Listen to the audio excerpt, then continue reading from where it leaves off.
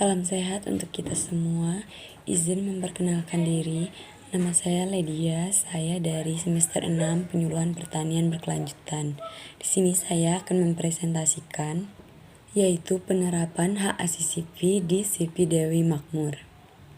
Kemudian apa sih itu HACCP?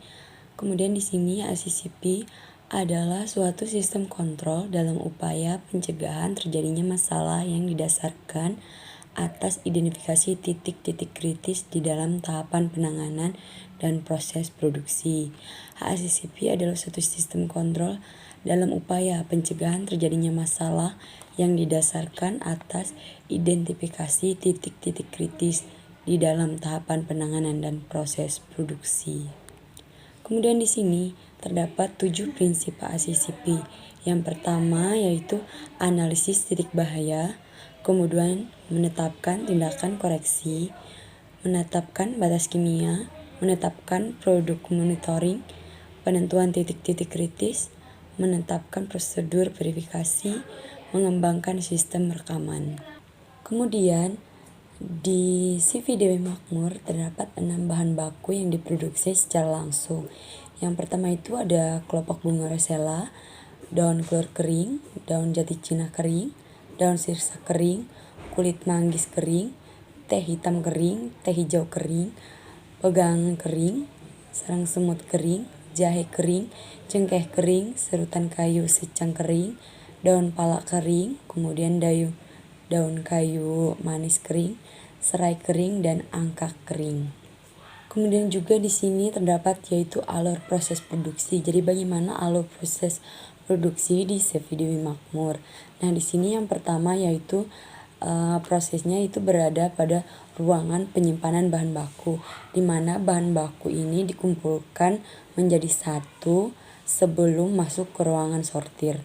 Kemudian setelah masuk ke ruangan sortir ini, maka akan dipilih bahan-bahan baku yang bermutu dan berjaminan tinggi, yang mempunyai khasiat lebih tinggi dan masih segar dan tidak tercemar oleh bahan-bahan kimia. Nah, kemudian itu yang ketiga yaitu masuk ke ruang lab fisika, di mana di sini akan menentukan bahan baku yang sangat berkualitas, sehat, dan aman. Kemudian masuk lagi ke ruang pencucian dan penyimpanan alat. Nah, di sini di ruangan pencucian ini bahan baku tadi yang sudah dicek, disortir, nah kemudian dicuci dan dibersihkan di ruangan ini. Nah, kemudian itu masuk ke ruang ganti, di mana karyawan-karyawan wajib mengenakan APD, yaitu alat pelindung diri yang sudah disediakan oleh CV Dewi Makmur itu sendiri. Kemudian masuk lagi ke ruangan kemas primer.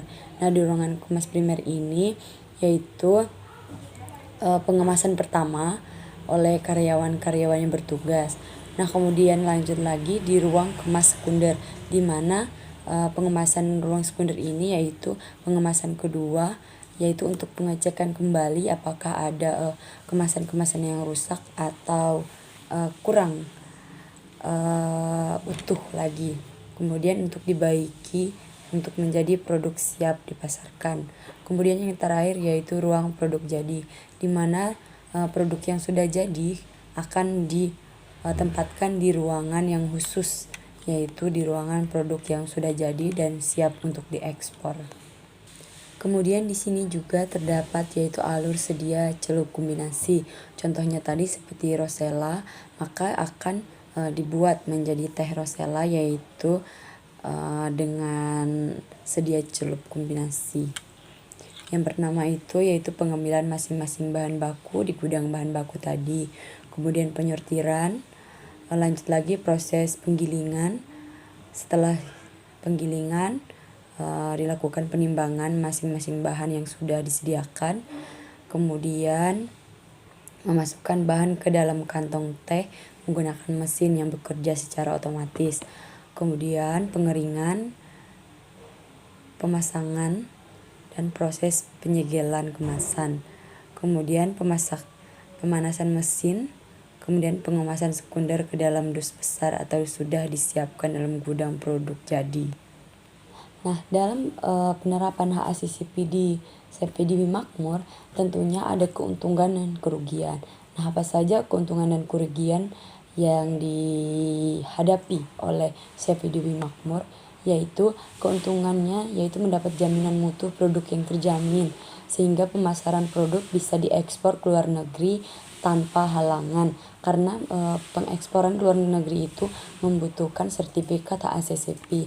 Karena di sini Chef Dewi Makmur sudah memenuhi HACCP-nya, maka diekspor ke luar negeri itu tanpa ada masalah satu apapun. Kemudian selain adanya keuntungan, tentunya ada kerugian juga. Mengapa ada kerugiannya? Yaitu karena harus mampu menanggung risiko dalam setiap hal yang berhubungan dengan HACCP.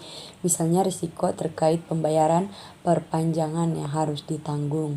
Kemudian dalam penerapan HACCP ini siapa saja yang bertanggung jawab mengontrol proses HACCP di setiap tahap produksi? Tentunya di sini akan dikontrol oleh seluruh karyawan di HACCP ini. Tentunya akan dikontrol oleh pihak-pihak yang bertanggung jawab, yakni yaitu oleh PIK masing-masing ataupun oleh pihak supervisor, sedangkan untuk yang mengaudit internal adalah apoteker perusahaan sendiri.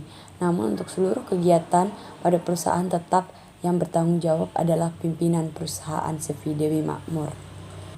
Kemudian di sini yaitu mulai dari bahan baku sampai produksi, tentunya ada potensi bahaya yang muncul. Salah satunya yaitu dari titik kritis yang paling disoroti yaitu tentang pengapenan.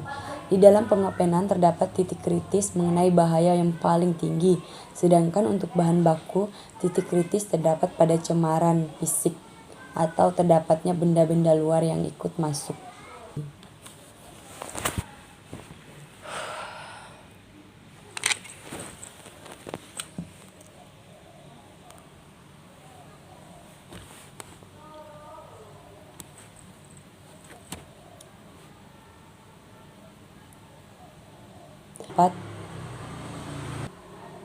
Karena dapat menambahkan branding perusahaan.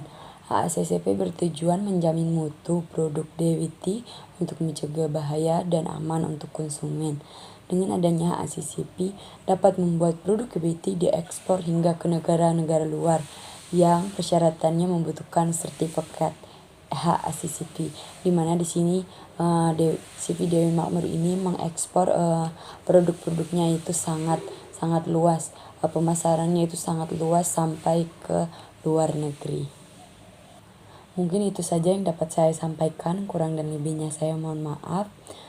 Saya tutup dengan mengucapkan Assalamualaikum warahmatullahi wabarakatuh.